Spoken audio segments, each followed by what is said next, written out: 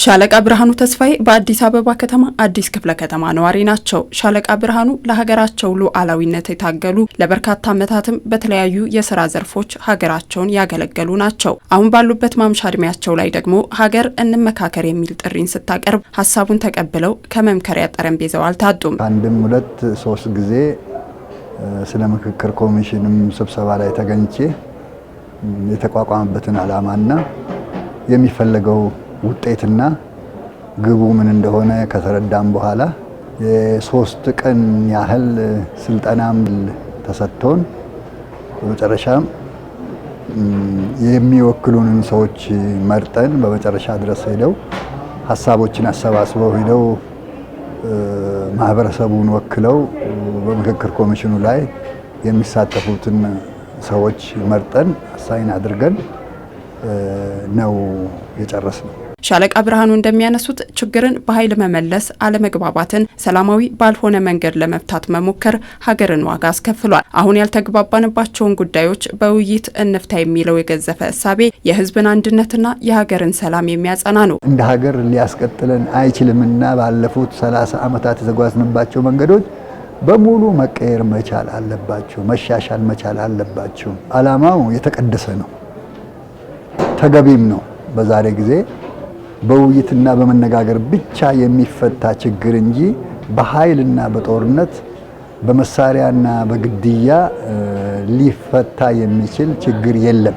የሀገራዊ ምክክር ኮሚሽን በሰበሰባቸው አጀንዳዎች ላይ በቀጣይ የምክክር ጉባኤ የሚያካሄድ ሲሆን ከምክክሩ የተቀዳ የመጨረሻ ውሳኔውን ይፋ ያደርጋል። ከኮሚሽኑ በሚተላለፈው የመጨረሻ ውሳኔም የዜጎች የኔነት ስሜት ሊፈጠር ይገባል። እኛ የተሰበሰብን ጊዜ በዲያስፖራም አካተን ወደ 50 ምናምን ሀሳቦች ነው ያወጣነው።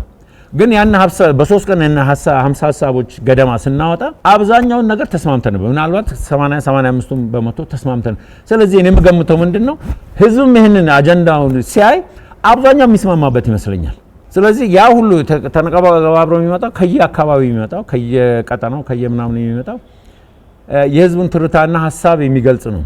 አመዛዝኖ አይቶ ሁሉም ትክክል ነው መሆን አይደለም። ከዛ ላይ 50 በመቶ ጥሩ ከሆነ በዛ ላይ እንሰራለን። አሁን በሚቀጥሉት 10 ዓመታት 2 ዓመታት ደግሞ በሚቀጥለው ላይ እንሰራለን።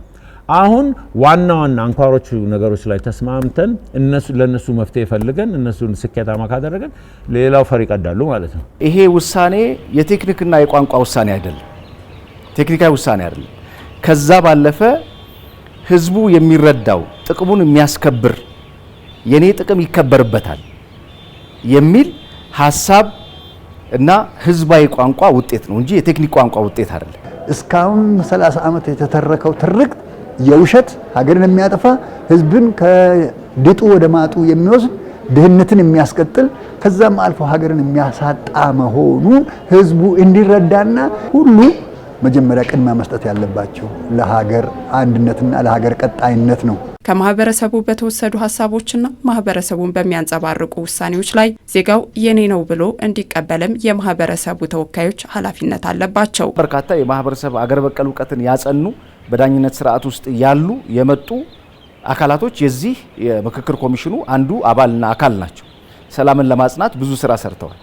የምክክር ኮሚሽኑን ጭምር ሳይኖር የሰሩ ናቸው። የነበረ የቀደመ ልምዳቸውን የማካፈል ስራ መስራት መቻል አለባቸው። ህዝቡን ወደ ሰላም፣ ወደ አንድነት፣ ወደ አብሮነት ከሚከፋፍሉን ነገሮች ይልቅ ሃይማኖታዊ ትውፊቱን በመንገር አብሮነቱን በመንገር ህዝቡ በመተሳሰብ የሚጸናበትና አገር ወደ ልማት የምትገባበትን ሂደት በደንብ አድርጎ በመንገር ማህበረሰቡን ማሰልጠን መደበኛ ስራቸው ነው። ተጨማሪ ስራ አይደለም የምንሰጣቸው ማለት ነው። ማህበረሰቡ በኔነት ስሜት ውሳኔውን ሲቀበል በሀሳብ የበላይነት የምታምን ሀገርን ለማጽናት ያስችላል። አንድነቱን የሚያጠናክሩ ሴቶችን ተቋማዊ በሆነ መልኩ እንዲጠቀምበትም ይረዳል። የመነጋገር ቴራፒያችን በጣም በብዙ መልኩ ምግብ ስንበላ እንነጋገራለን፣ ቡና ስንጠጣ እንነጋገራለን። ማህበራዊ መስተጋብራችን በጣም ጠንካራ ነው።